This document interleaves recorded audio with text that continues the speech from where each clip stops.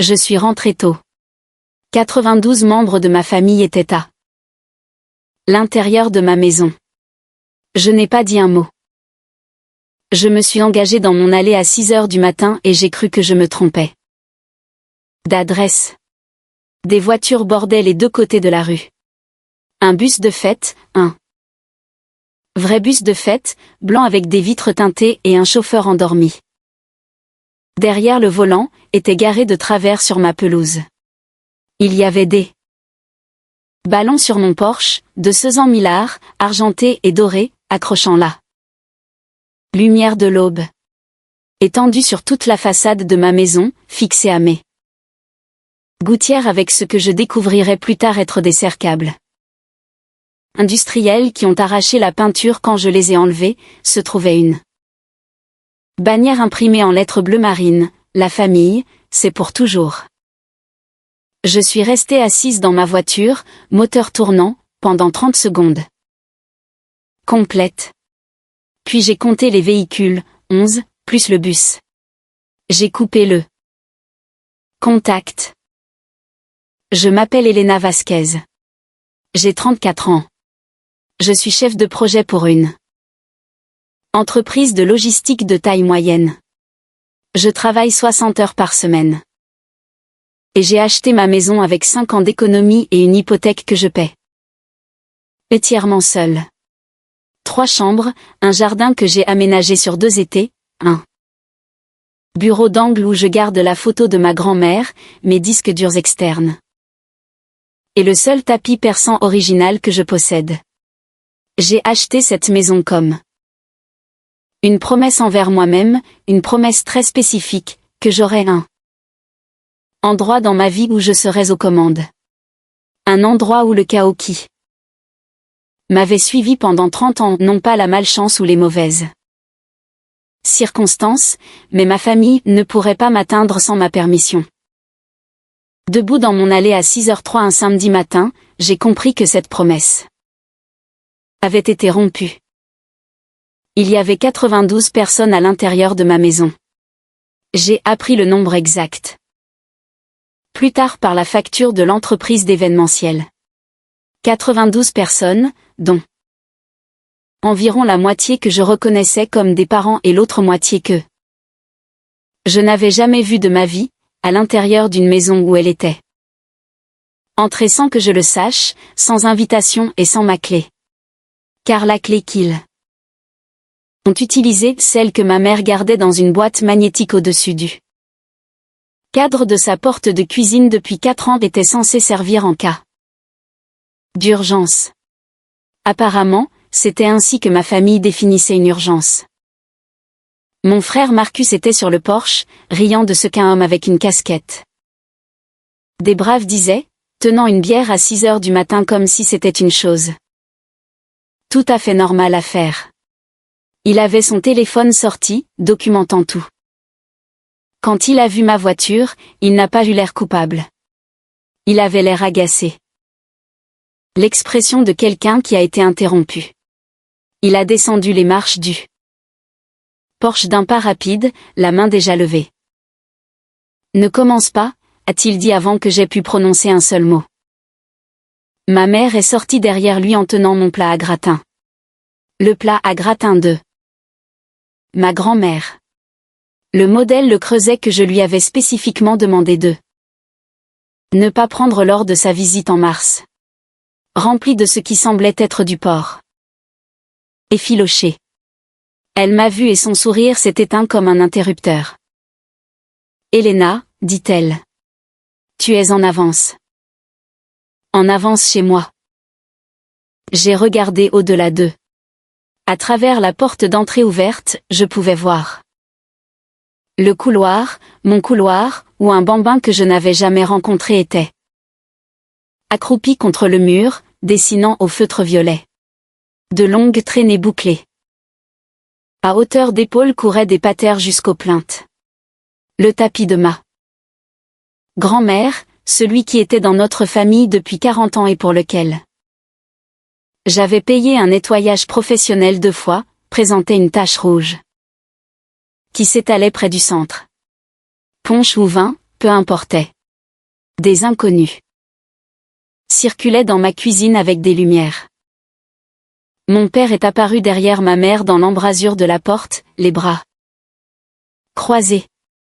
Il a ce regard qu'il utilise sur moi depuis mes 16 ans, depuis la première fois que je me suis opposée à une décision prise par la famille sans me consulter. Le regard qui dit que tu es sur le point de causer un problème. Et causer un problème est la pire chose que l'on puisse faire. C'est la famille, Elena, dit-il. Ne fais pas d'esclandre. Je lui ai souri. C'est là qu'ils se sont tus, tous les deux. Parce qu'ils connaissaient ce sourire. J'avais passé 34 ans à le peaufiner spécifiquement. Pour des moments comme celui-ci.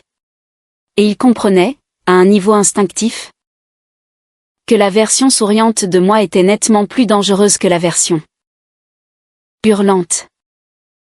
Tu as raison, ai-je dit. Je ne ferai pas de scène. Je suis passé devant eux trois, j'ai franchi ma propre porte d'entrée, j'ai dépassé le bambin au feutre violet et une grappe de parents qui m'appelaient par mon nom comme si j'étais l'invité, j'ai descendu le couloir jusqu'à mon bureau et j'ai fermé la porte. Laissez-moi vous parler de ma famille, car vous devez comprendre l'architecture de ce qui m'est arrivé avant de pouvoir comprendre ce que j'ai fait pour y remédier.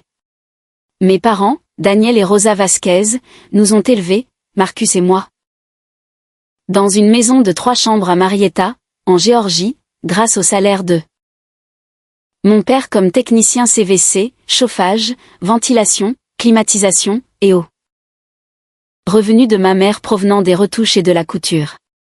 Ce ne sont pas des gens mauvais.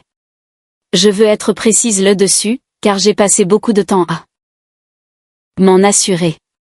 Ils ne sont pas cruels. Ils ne sont pas malveillants. Ce sont des gens qui ont appris, au fil des décennies, que l'unité familiale est une ressource à partager sans limite et que la vie privée individuelle est une forme d'égoïsme. Chaque décision majeure de mon enfance était prise collectivement et m'était annoncée après coup.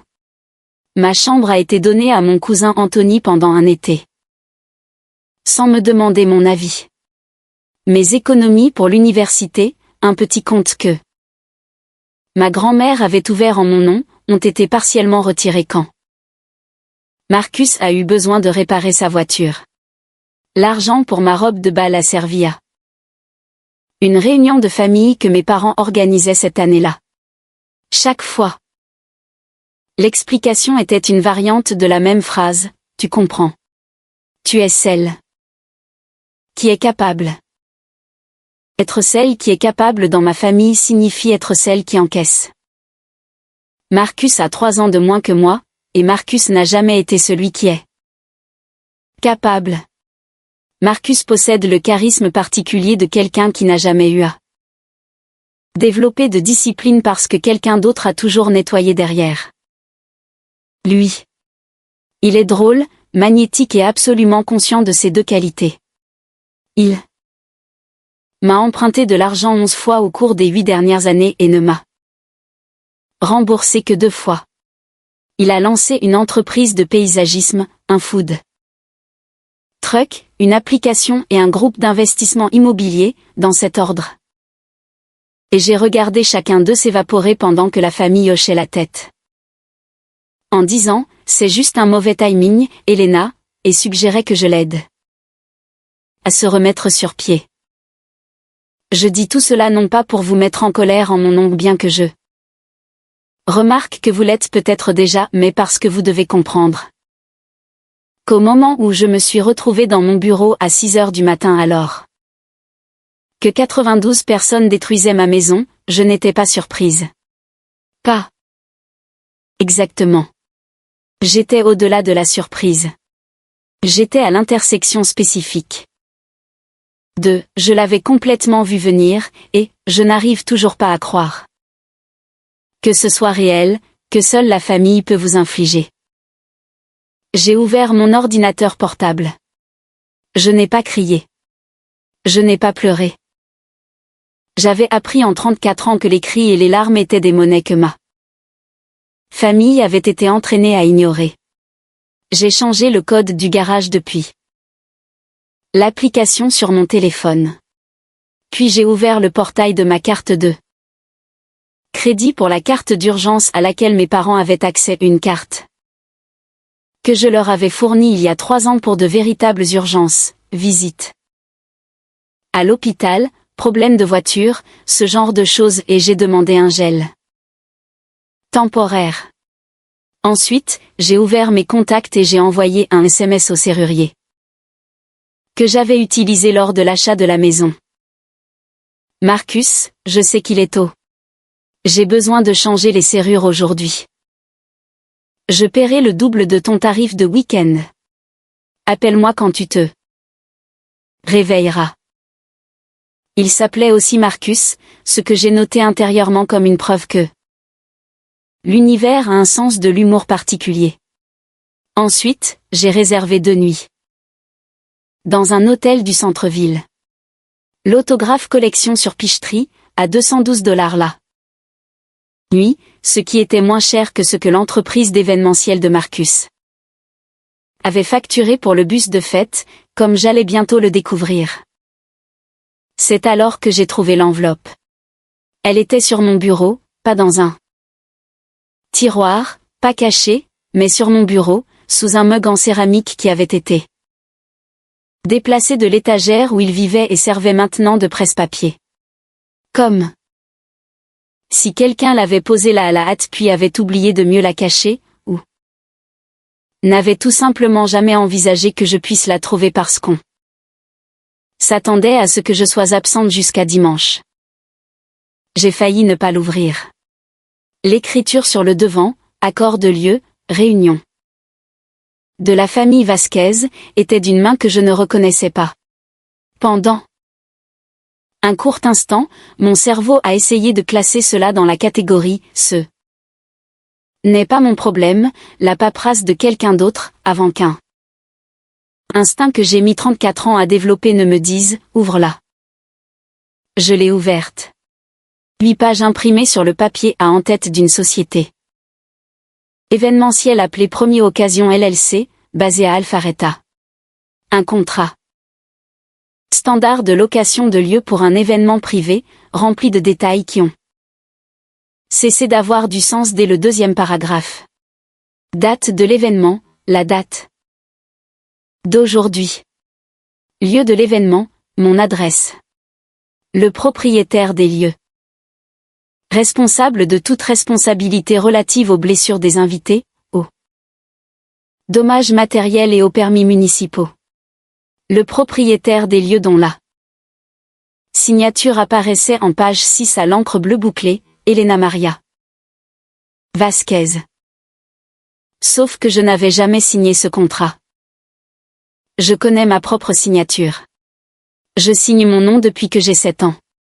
Et je sais exactement comment le E s'incurve, où commence la boucle du V et la façon spécifique dont le dernier A s'étire, car j'étais gauchère jusqu'au CE1, et le fantôme de cela est encore présent dans mon écriture 40 ans plus tard. Ce n'était pas ma signature. C'était une copie de ma signature, une copie calquée. Probablement à partir d'un chèque ou d'un document auquel Marcus avait eu accès. À un moment donné, la boucle du E était trop symétrique. Le V était trop vertical. On aurait dit un adolescent s'exerçant à imiter l'autographe de quelqu'un d'autre. Mes mains sont devenues froides. Pas tremblantes. Froides. La différence est importante. Le tremblement, c'est la peur, le froid, c'est la sensation particulière de votre cerveau qui passe du traitement émotionnel à quelque chose de beaucoup plus délibéré. J'ai lu l'intégralité du contrat. La clause de responsabilité à la page 4 stipulait que le propriétaire du lieu acceptait l'entière responsabilité financière pour tous les dommages, blessures, réclamations juridiques et Violation municipale découlant de l'événement. Le propriétaire du lieu, c'est-à-dire moi. Le propriétaire du lieu dont le nom forgé figurait à la page 6. À la page 7, il y avait un avenant supplémentaire ajouté dans une police différente, provenant manifestement d'un document original distinct, stipulant que tout dommage matériel jusqu'à 15 000 $ était de la seule responsabilité du propriétaire du lieu et n'était pas couvert par l'assurance de la société événementielle. 15 000 $. Je suis resté figé sur ce chiffre pendant exactement 4 secondes. Puis j'ai pris mon téléphone et j'ai envoyé un courriel à Priyama, mon avocate. À 6h17 du matin. Priya a 41 ans et pratique le contentieux civil en Géorgie depuis 15 ans. Je l'ai trouvé il y a 4 ans lorsqu'un entrepreneur a essayé de me facturer des travaux qu'il n'avait pas faits, et elle est devenue la personne que j'appelle quand j'ai besoin de quelqu'un qui saura rester calme quand je ne peux pas l'être. L'objet de mon courriel était « Fraude possible concernant ma maison, je vous appelle dans 5 minutes ». J'ai photographié chaque page du contrat avec mon téléphone avant d'envoyer le courriel. Ensuite, j'ai envoyé les mêmes photos à mon agent d'assurance habitation, Karen Okafor, qui avait configuré sa réponse automatique pour le week-end, mais dont j'avais le numéro de portable personnel parce que je l'avais spécifiquement demandé lors de la signature de ma police. Une habitude que j'avais développée après des années passées à apprendre que les personnes qui répondent à la ligne principale le samedi ne sont jamais celles qui peuvent réellement vous aider. Je suis ensuite retourné voir mon frère. La fête battait son plein. Quelqu'un avait connecté une enceinte Bluetooth à ce que je soupçonnais fortement être mon propre système sono, et il y avait de la musique que je ne reconnaissais pas jouer à un volume sur lequel mes voisins allaient avoir des avis tranchés. Des enfants couraient dans le couloir. Ma tante Dolores était assise dans mon fauteuil de lecture avec une assiette en carton, racontant une histoire. Mon cousin Gélène m'a fait signe de la main depuis le seuil de la cuisine comme si c'était moi qui venais d'arriver. Marcus était près de la cheminée, faisant la cour comme il le fait toujours. Détendu, expansif, faisant preuve de générosité avec les ressources des autres. Je l'ai entendu dire à un groupe de parents agglutinés autour de lui, elle a toujours été comme ça. C'est la personne la plus généreuse. Elle n'aime tout simplement pas en faire tout un plat. Il parlait de moi, expliquant aux gens pourquoi je n'étais pas là. Elle a prêté la maison, je l'ai entendu dire. C'est tout simplement Elena. Je me suis tenu dans l'encadrement de la porte et je l'ai observé un moment. Il ne m'a pas vu. Il désignait la pièce, mes meubles, mes murs, avec la fierté de propriétaire qui appartient à un homme qui n'a jamais rien possédé. Marcus, ai-je dit. Cuisine. Tout de suite. Il a fait une grimace. La grimace qu'il fait depuis qu'il a 9 ans quand quelque chose interrompt sa performance, mais il a suivi. J'ai posé le contrat sur l'îlot de cuisine entre nous. Son visage a fait quelque chose que je ne l'avais jamais vu faire auparavant, juste pendant une seconde, moins d'une seconde, avant de reprendre son expression d'irritation. Mais je l'ai vu. Ce tressaillement. La micro-expression spécifique de quelqu'un qui a été pris de court et qui calcule ce que vous savez. Où as-tu trouvé ça, a-t-il demandé. Sur mon bureau. Dans mon bureau. Dans ma maison. La société événementielle avait besoin d'un nom pour les permis. C'est juste. De la paperasse, Elena. Ça n'en est pas. Tu as imité ma signature. Ne sois pas dramatique. La clause de responsabilité me tient responsable de 15 000 $ de dommages. Personne ne va se blesser. L'enfant de quelqu'un a dessiné sur mon mur au marqueur indélébile il y a 20 minutes. Ma mère est apparue dans l'embrasure de la cuisine. Elle avait posé le plat à gratin quelque part. Et maintenant, elle se tordait les mains comme elle le fait lorsqu'elle veut paraître désemparée sans réellement intervenir. C'est une technique qu'elle a perfectionnée au fil des décennies. Elena, tout le monde passe un si bon moment. Maman, je me suis tournée pour la regarder directement. Étais-tu au courant pour ce contrat? Elle a regardé le sol. Pas Marcus, pas moi. Le sol. Cette réponse m'a coûté plus cher qu'un « oui » ne l'aurait fait. Mon père est entré derrière elle, imposant, les bras croisés, le poids de l'autorité familiale disposée autour de lui comme une armure. Ton frère s'est occupé des préparatifs. Nous ne voulions pas te déranger pendant que tu voyageais. Alors vous avez utilisé une clé d'urgence pour recevoir 100 personnes chez moi. Nous avons une clé, dit ma mère calmement. Vous aviez une clé d'urgence pour les urgences. C'est la famille, Elena, dit mon père. La famille n'a pas besoin d'invitation. Marcus s'était ressaisi à présent. Il s'appuyait contre le comptoir, les bras croisés, dans une posture qui imitait celle de mon père si précisément que son était presque impressionnant. Qu'est-ce que tu vas faire, dit-il. Appeler la police pour dénoncer grand-mère? Ou tante Dolores? Vas-y, Elena. Passe cet appel.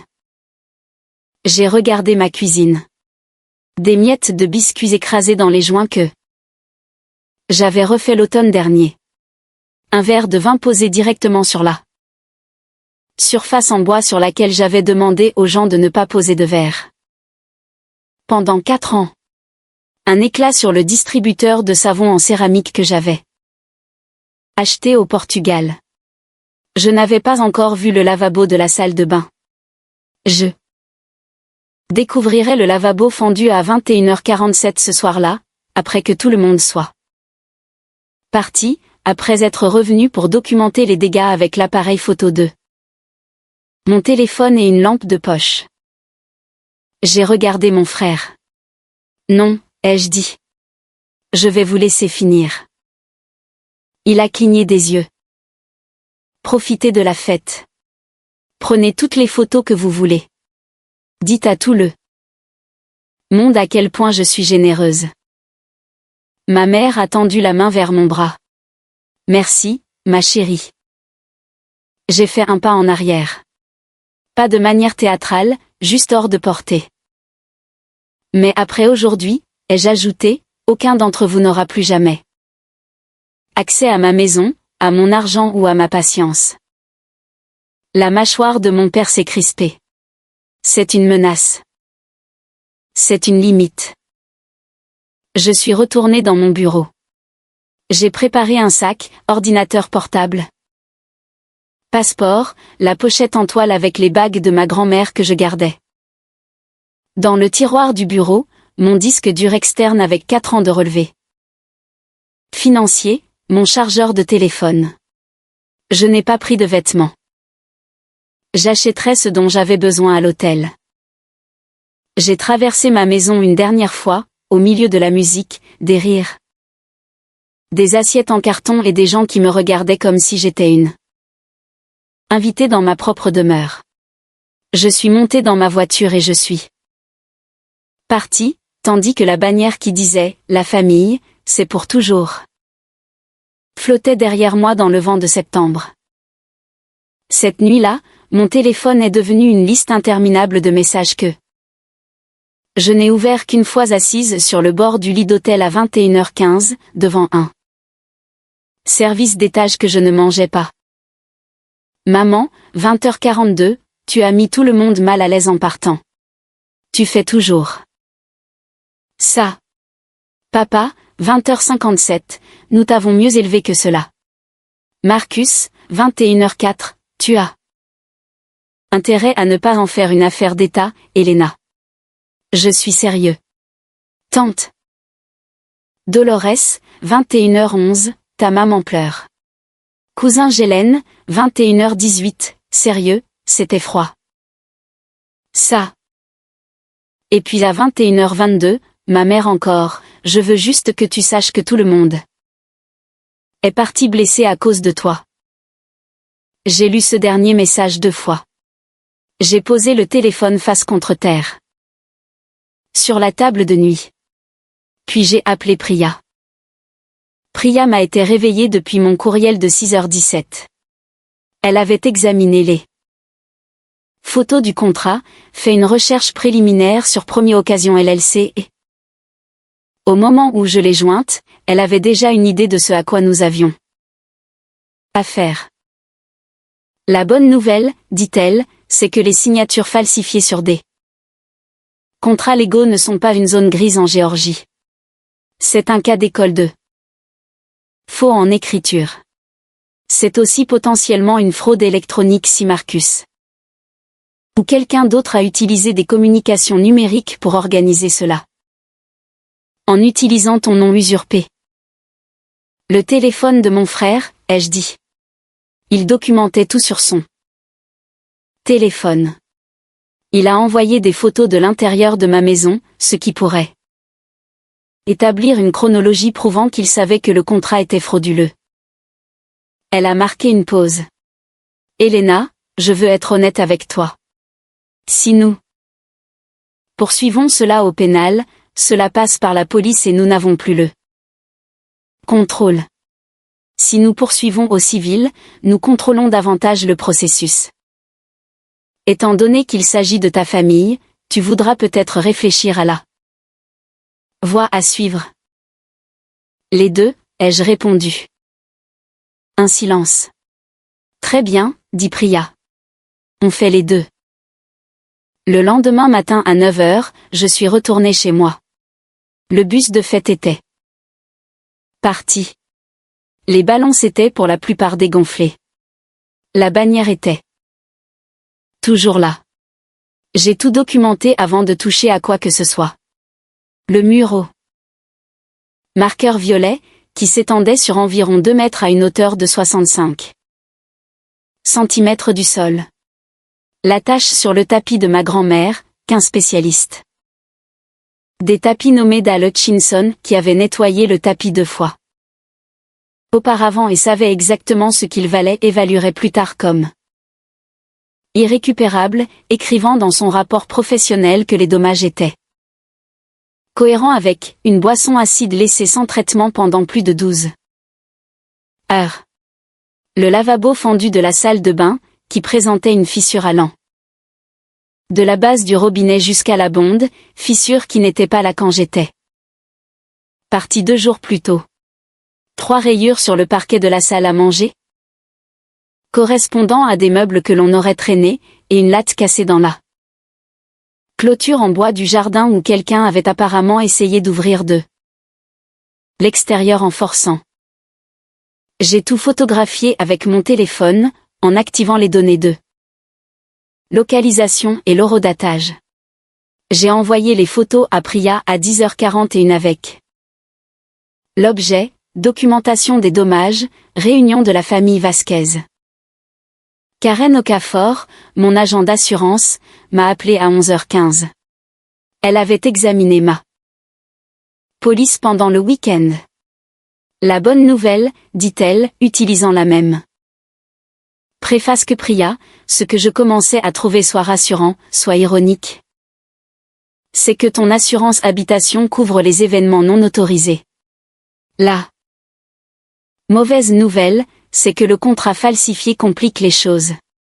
La société événementielle va essayer de s'appuyer sur ta signature comme preuve de consentement. Ce n'est pas ma signature. Je le sais, et tu le sais. Nous aurons besoin de documentation. Elle fit une pause. Je signale cela à notre équipe juridique.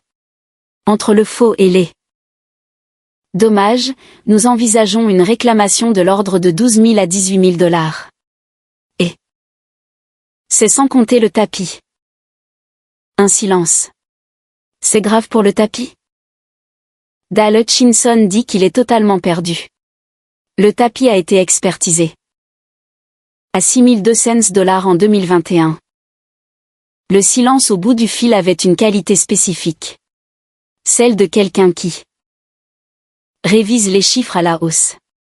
Je recommanderais de faire appel à un expert en examen de documents pour certifier que la signature n'est pas la tienne? Dit-elle. Ça rendra tout plus simple. Priya y avait déjà pensé. Elle a engagé James Hoss, un analyste en documents médico-légaux qui avait passé 19 ans à fournir des témoignages d'experts dans des affaires civiles et pénales pour le système judiciaire de Géorgie. Le lundi matin, James Hoss a facturé 800 $ pour un examen standard, ce que Priya m'a dit être raisonnable et que j'ai payé sans hésiter car c'était moins cher que le tapis. Son analyse écrite est arrivée en 4 jours, 3 pages à simple interligne. Avec des photographies comparatives et une conclusion stipulant que la signature sur le contrat de première occasion LLC n'était pas cohérente avec la signature authentique d'Elena Maria Vasquez selon 6 caractéristiques mesurables, incluant l'angle de la ligne de base, la formation des boucles et le trait terminal. Son opinion professionnelle était formulée dans le langage de quelqu'un qui a répété cela devant des juges maintes fois, la signature en question a presque certainement été produite en calquant ou en copiant un échantillon de signature existant plutôt que par le signataire présumé. Presque certainement. En expertise de documents, cette formulation est ce qui se rapproche le plus de la certitude que le domaine autorise formellement. Au 5e jour, Priya a envoyé une mise en demeure par courrier recommandé à l'adresse de Marcus. La lettre détaillait le faux, l'entrée non autorisée, les dommages matériels et l'utilisation frauduleuse de mon nom et de mon adresse dans un contrat commercial. Elle exigeait le remboursement des dommages s'élevant à 19 420 $, détaillé avec pièces justificatives. Elle stipulait que l'absence de réponse sous 14 jours entraînerait une plainte formelle auprès de la police du comté de Cobb et une poursuite civile pour dommages et intérêts. Plus frais d'avocat. Mon père m'a appelé 20 minutes après la remise de la lettre recommandée. Je sais que c'était 20 minutes parce que j'avais le suivi de la notification de livraison. Elena, sa voix avait cette texture particulière qu'elle prend lorsqu'il essaie de paraître raisonnable alors qu'il n'a aucun moyen de pression. Je pense que nous devons discuter de cela en famille. Je suis disponible jeudi à 14 h, ai-je dit. Mon avocate sera présente. Ton avocate? Il l'a dit comme si j'avais suggéré d'amener un tigre. Mon avocate, ai-je confirmé. Elle voudra discuter spécifiquement de la falsification de signature. Un très long silence. Marcus a fait une erreur, dit mon père. Il aurait dû demander. Mais aller à la police pour un événement familial? Je ne vais pas à la police pour un événement familial, ai-je répondu. Je vais à la police pour un document juridique falsifié qui a tenté de transférer ma responsabilité immobilière vers un contrat commercial sans que je le sache ni consente. L'événement familial est un problème distinct. Jeudi à 14 h. Papa. Au bureau de mon avocate. Il n'est pas venu jeudi. Marcus n'est pas venu jeudi. Ma mère, si. Seule. Portant un blazer que je ne lui avais jamais vu, ayant l'air de s'être préparée à quelque chose. Elle s'est assise face à Priya dans une salle de conférence. qui coûtait probablement plus cher de l'or que ce que ma mère voulait bien. Imaginez. Priya a été mesurée et précise, de la manière dont seuls les gens qui ont fait cela souvent peuvent l'être. Elle a expliqué à ma mère le rapport d'expertise, l'évaluation des dommages, la clause de responsabilité et ce que cela aurait signifié financièrement si le plan de Marcus avait fonctionné, si le contrat n'avait pas été contesté, si quelqu'un avait été blessé, si la société événementielle s'était retournée contre le propriétaire désigné pour obtenir réparation. Ma mère est restée assise, les mains croisées sur la table, et n'a rien dit. Pendant un long moment. Puis elle a dit, il nous a dit que tu étais d'accord. Je sais, ai-je dit. Il a dit que tu voulais le faire pour la famille, que c'était ton idée. Je n'ai pas répondu à cela. Il n'y avait rien à dire qui aurait pu aider. Savais-tu qu'il avait besoin d'argent, a demandé ma mère. Et pour la première fois depuis que j'étais entrée dans mon allée ce samedi matin, sa voix s'est légèrement brisée. Il nous avait dit que l'entreprise de paysagisme marchait bien, mais il devait de l'argent à la société événementielle.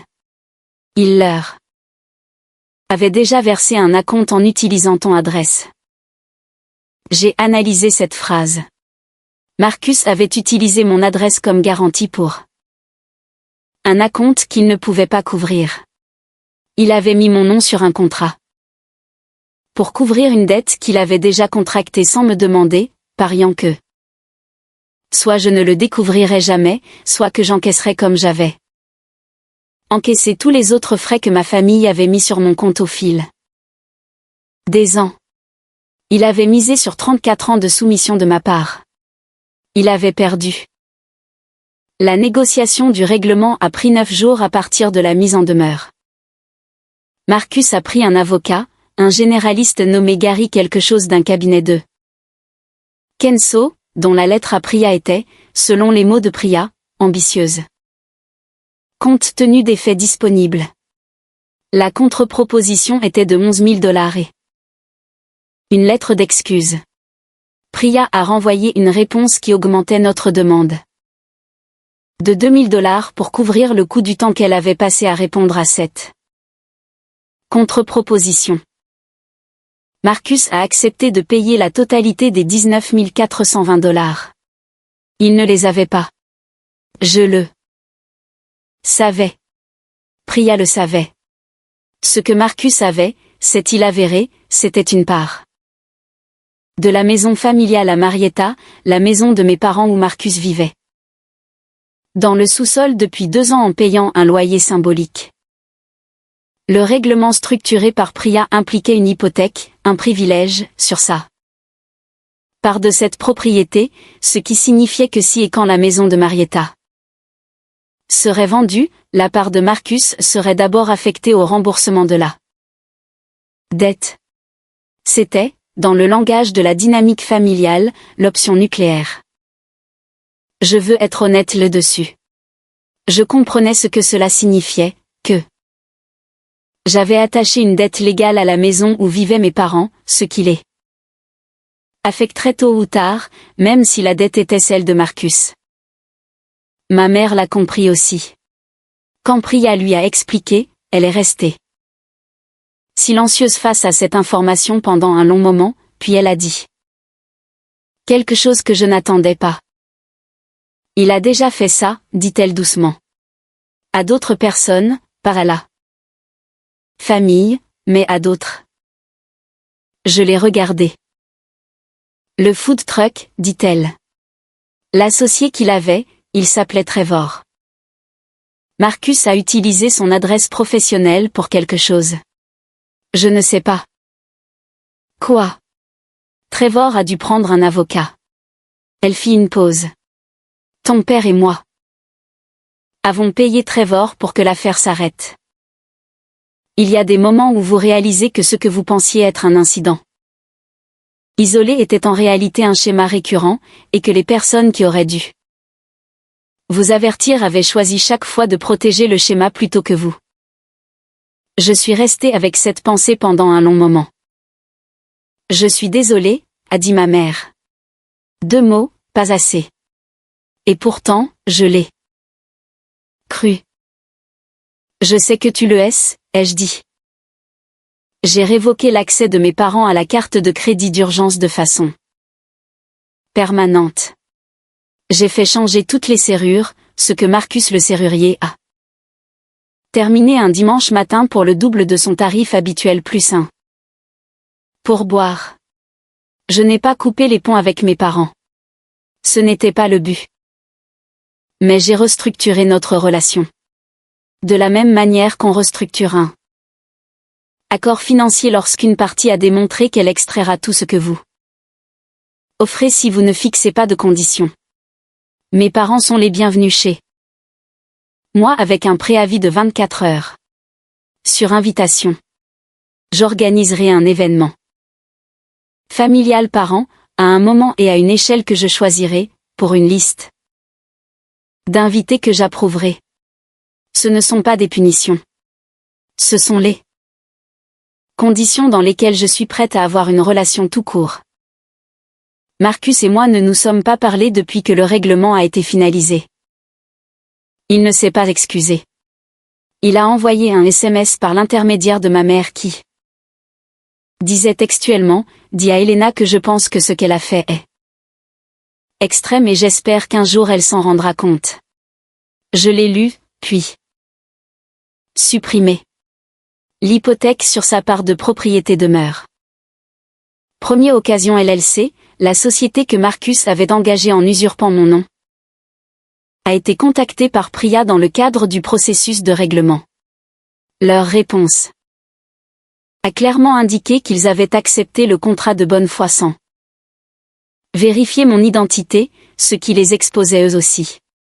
Ils ont révisé leur procédure de vérification des clients dans le cadre de leur accord de coopération. Je n'ai pas poussé les poursuites contre eux. Ils n'avaient rien falsifié. Ils avaient simplement cru ce que Marcus leur avait dit, ce qui est une erreur que beaucoup de gens font. Priya a déposé une plainte formelle auprès de la police du comté de Cobb concernant le faux en écriture. Le détective Raymond Ellis, 12 ans d'expérience dans l'unité des crimes financiers, a pris l'affaire en main.